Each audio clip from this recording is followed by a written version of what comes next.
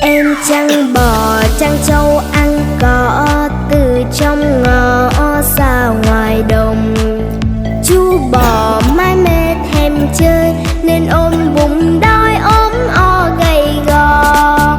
Ban trưa hàng cây cuốn cao, gió thổi vi vu du em ngủ ngon.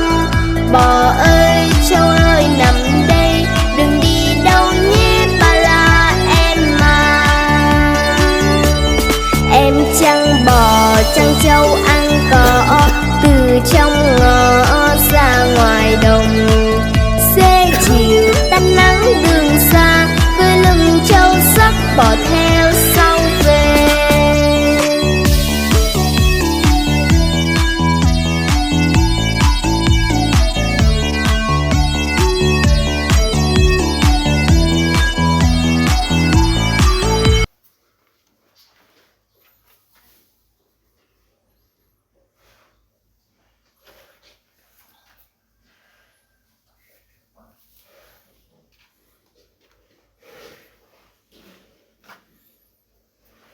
Wow, okay.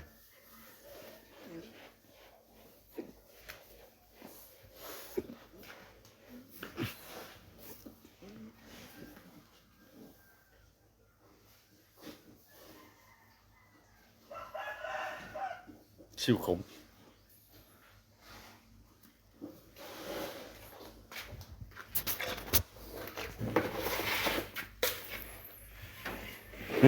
Ê